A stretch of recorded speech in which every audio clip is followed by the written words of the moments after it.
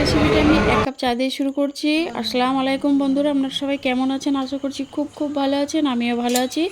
তো চলুন আজকে আমি শুরু করছি একটা রেসিপি বিকালের টিফিনের জন্য। আজকে আমি এখানে নিয়েছি ম্যাগি। আমি এখানে 4 প্যাকেট ম্যাগি নিয়ে হালকা করে সেদ্ধ করে নিয়েছি। খুব বেশি সেদ্ধ করতে হবে না, হালকা করে সেদ্ধ করে নিলেই হবে। আর এর মধ্যে আমি দিয়ে দিয়েছিলাম নুন স্বাদ মতো, দিয়ে এটাকে সেদ্ধ করে আমি এটাকে ছেঁকে নিয়েছি। এরপর পানিটাকে ঝরিয়ে নিয়ে আমি এখানে একটা ফ্রাই প্যান খুব ভালো করে গরম করে নিয়েছি। এর মধ্যে দিয়ে দিয়েছি 4টে রসুনের কোয়াকে কুচি করে নিয়েছি। 4 কোয়া রসুন কুচি করে নিয়ে এর মধ্যে ভেজে নিয়েছি। আর এখানে দিয়ে দিয়েছি 2টো বড় সাইজের কোচানো পেঁয়াজ। পেঁয়াজটাকে খুব ভালো করে ভেজে নেব। আর এর মধ্যে আমি দিয়ে দিলাম 4টে কাঁচা লঙ্কা কুচি। ঝালটা আপনারা আপনাদের প্রয়োজন মতো দেবেন। এরপর সবগুলোকে আমি ভালো করে ভেজে নেব। এরপর আমি এখানে একটা দিয়ে দিয়েছি টমেটো কুচি। টমেটোটাকে খুব ভালো করে পেঁয়াজের সঙ্গে ভেজে নেব।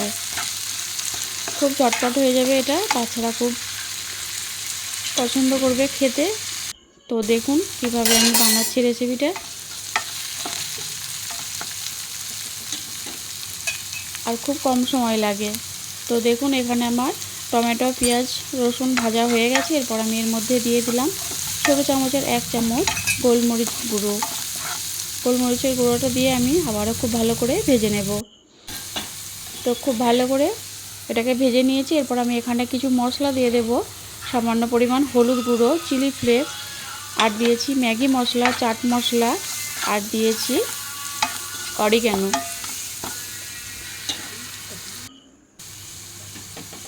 দিয়েছি ধনে গুঁড়ো, জিরে গুঁড়ো।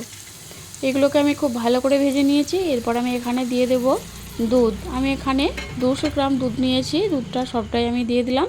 আর এই রান্নাটা সবটাই আমি দুধের মধ্যেই করব। দুধটা দিয়ে আমি খুব ভালো করে নেড়েচেড়ে মিশিয়ে নেব। তো দুধটা খুব ভালো করে ফুটে গেছে দেখুন। এরপর আমি এখানে ম্যাগিগুলো দিয়ে দেব। আমি এখানে 4 প্যাকেট ম্যাগি নিয়েছি, আপনারা আপনাদের প্রয়োজন মতো নেবেন। ম্যাগিতে দিয়ে এইভাবে করে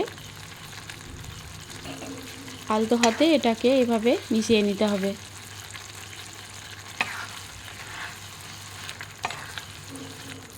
তো দেখুন এইভাবে করে আলতো হাতের সঙ্গে ভালো করে নেড়েচেড়ে মিশিয়ে নেব।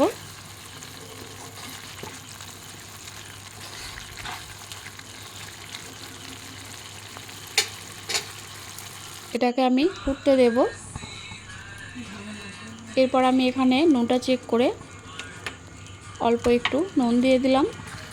অবশ্যই নুনটা চেক করে নেবেন।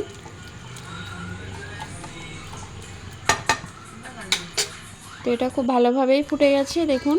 এরপর আমি এখানে দিয়ে দিলাম চিলি ফ্লেক্স। আর এখানে আমি এরকম চিজগুলোকে টুকরো টুকরো করে কেটে নিয়েছি। চিজগুলো উপরে দিয়ে দিলাম। দিয়ে এটাকে আমি ঢাকনা দিয়ে ঢেকে দেব। 3-4 মিনিটের মতো ঢাকনা দিয়ে ঢেকে দিয়েছিলাম। এরপর ঢাকনা খুলে দেখে নিলাম চিজগুলো সব নরম হয়ে গেছে। আর এর সঙ্গে খুব ভালোভাবে মিশে গেছে। দেখুন কত সুন্দর হয়ে গেল খুব কম সময়ের মধ্যে। তো কেমন হয়েছে আপনারা অবশ্যই জানাবেন। ভালো থাকবেন, সুস্থ থাকবেন। টাটা।